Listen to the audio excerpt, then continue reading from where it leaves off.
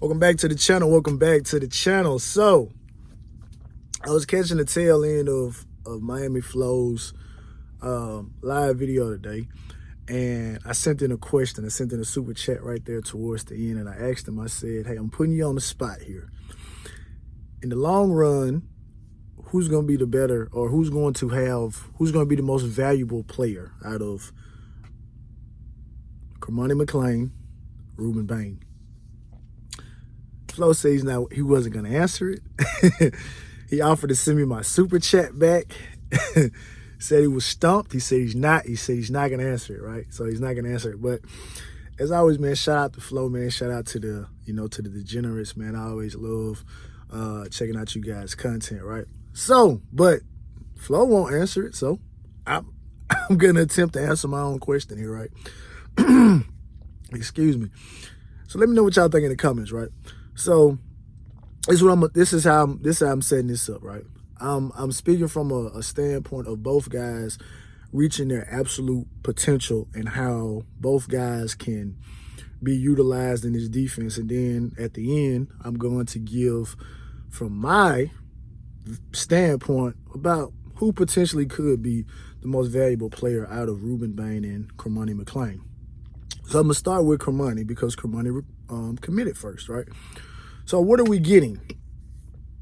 According to recruiting services, we're getting a player that's in the top 99th percentile of his class.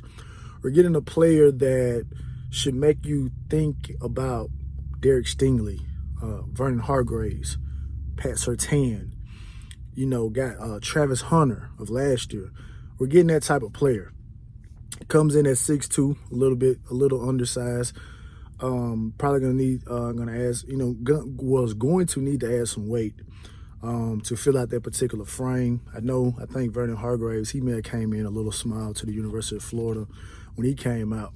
And I think about, not to get off track too much, but I think about, man, back in 2012, man, we landed Tracy Howard, and there was a lot of buzz around, man, we might get Vernon Hargraves. His dad used to coach here, and man, we might actually have a chance. And that doggone T-Rob. That doggone T-Rob. But anyway, this is the type of caliber of athlete we're getting. We're talking about a guy that could, potentially could be a multi-time All-American, All-ACC player. But accolades aside, let's talk about the value that a guy of his caliber can bring to a defensive team, and to the defense as well as the entire team, right? So from a defensive standpoint, right, you have a guy who in today's time, people float that term out there, lockdown corner, shutdown corner. And the reality of the situation is that you're rarely getting that. You're rarely getting that because the rules are what the rules are, and it's more geared towards offense. And it seems that, referees are more and more inclined to just tic-tac stuff to throw that flag. So, but what you're getting with a player like this is you're getting a guy who possesses the ability to probably hide some of these particular things. We see on some replays, we see guys maybe, tug at the jersey a little bit, maybe guy get a little handsy and stuff like that. But we're getting a guy who, from a defensive standpoint, where you got two options going into a game. You can leave him in single coverage, roll the coverage. You can, if you want to blitz a little bit more, you can play zone to the side, to the weak side, that where the corner may not be as strong, and leave him in man. You can blitz. You can get as exotic as you want to in that particular front seven. Or if you have a big time receiver coming into town, you can say, well, hey, look, lock up the number 2 guy, and we're going to bracket the number 1 guy. Or if the number 1 guy is getting too much, we're going to put you over there on him, and we're going to let y'all go to work. And it's very rarely, man, we really get those type of matchups, man, because I know the last time I was really, really excited about seeing one of those matchups, this was in 2018, when Amon Richards and Greedy were going to lock up. Now, unfortunately, we know Amon suffered that, career-ending injury in that particular game, but that was just a matchup that I most definitely wanted to see, Amon versus, Greedy in that particular game. But that's the type of thing that you can do with the Cormani McClain. I always refer back to when Coach Hayes broke his junior film down, not even his senior film, but the junior film, and saying that what you're seeing from this guy at the high school level is you're seeing a guy that is doing college level things as an 11th grader. So what does that mean? So from a fan perspective, you have to think that this guy's going to step on campus with the ability, the mindset is a sponge. So whatever the defensive coordinator, the defensive back coach wants him to do, it's not going to be a situation where you're going to continue to tell him that, because he already understands a lot of the things that you want him to do. It just comes down to verbiage. And once it gets to verbiage now, we should be cooking with grease here, right? We should be cooking with grease. Now, obviously, of course, again, he needs to gain some weight. I think he was at 165, but I think, he's going to be an early enrollee, so we can realistically expect over the summer, barring any, injury or anything, a setback where, because you have those guys where for whatever reason they just can't gain weight for whatever reason. So realistically, we could probably anticipate him being 180, 185 around the time fall starts. And if we are truly seeing an open competition, I really do think that he should be in the driver's seat to actually lock down one of those particular starting positions. And I'm standing on that, right? And I'm talking about game one. I'm not talking about being integrated into the lineup at a later date. I'm talking about like game one, right? So that's what we're getting with Cormani McClain, right? So let's go to Reuben Bain. So what does Reuben Bain do for a team? We're talking about a guy, man. And again, like I said, I was a novice. I'm sitting here watching this film and Coach Hayes. But the first 3 plays, man, and Coach Hayes pointed out, I had to rewind it. He said, man, it's the third play. It's the third different move that he's used to get to the quarterback. Now, a guy getting 20+ sacks in consecutive seasons, that lets me know right now we're dealing with a man that he got the tools. You're not just getting 20+ sacks just by being a bull rush guy or just being a guy that can run around a block. You got all that. You got all that and then some. And so what you're getting with a guy like that is if he's on the end, as an offensive coordinator and a quarterback, you got to identify where he is. And you have to identify what it is that you're going to do. Are we going to chip him with running back? Are we going to help the tackle block him with the tight end? What are we going to do? We're going to try to max protect. We're going to double him up. Because the thing of it is that when you double a guy like that leaves everybody in one-on-one situations.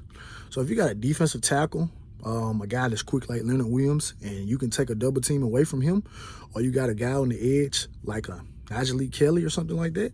But again, I'm saying, this is just big picture thinking here.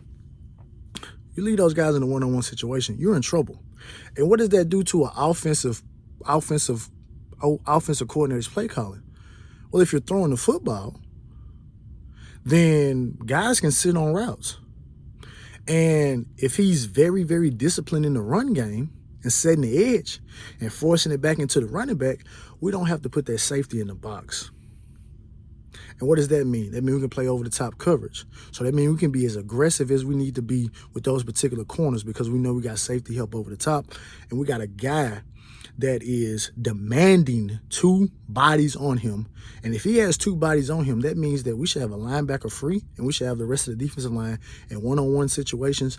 And you should be able to win a one-on-one block the majority of the time. Unless you're going against an All-American and you're All-American and y'all are just, pitting it against each other. But that's an ideal situation. Now, again, similar to Cormani McClain, we're talking about a guy that has tools. He's bringing his own tools. Deion told Colorado, I'm bringing my own luggage, and it's Louis. Well, they bringing their own tools, and for people that buy tools, they Milwaukee. They bring a Milwaukee set to the University of Miami campus. And so, man, it's really hard not to get excited about the potential of these guys. But like I say, I like to temper my expectations. But just for this particular video, man, I'm I got my orange and green glasses on, right? I'm seeing first team All-American. I'm seeing first round draft picks. I'm seeing guys that are going to replenish the NFL with top caliber Miami Hurricane players. Right. So with all that being said, drum beat. Who do I pick as being the most valuable? Before I answer that, I'm gonna go with a quote or a statement that I heard from Kirby Smart last year. Since people like to quote Kirby Smart and what Kirby Smart says, it's Nick Saban and Kirby Smart. So let me get in my Kirby Smart bag.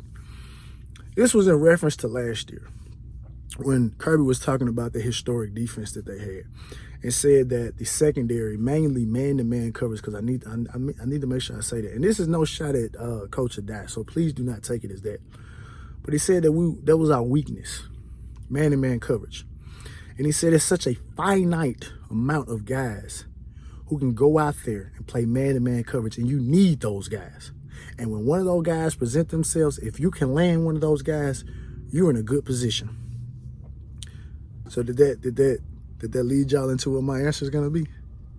I'm going with Cormani McClain.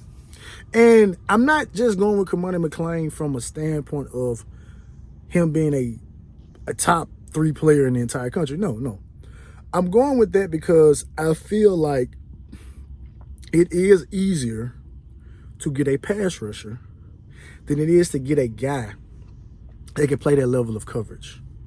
To get a guy that has the size, that has the skill sets that you need at this particular level, right? We see, and again, I'm not trying to diminish Reuben Bain when I say this, but you see teams have guys that can rush the passer. And some of these guys are not highly touted guys. But very rarely, we got the Sauce Gardner situation, but very rarely do you see a guy that does not come in that is ranked at that's ranked like that, right? The only one that comes to mind right now is our man Marshall. What was his nickname? Biggie Marshall. He went to USC. Aside from that, when you look at because we did that with Wholesome, we went back a few classes, and every top rated guy that we saw at the cornerback position, they were the goods. They were as advertised. From Derek Stingley to Keely Ringo to Pat Surtain to Travis Hunter, Stingley, going back to Hargraves, those guys were what it was. And again, in this particular day and time, you need one of those guys, right? And it's you don't get one of those guys every year, man. You just don't. You get some guys that'll come in and they may be highly rated at a particular position, but when you're talking about a defensive back that's in the top 5, period, of all players, a consensus 5-star across all media publications, and again, these recruiting services can be wrong. But when it comes to this particular position, when these guys are highly rated, these guys do All-American things. These guys reshape the way your defense looks. And I think that's going to be the case with Cormani McClain. So that's my vote. So let me know what y'all think in the comments, man. As always, it's all about the you. Like, share, subscribe, and comment.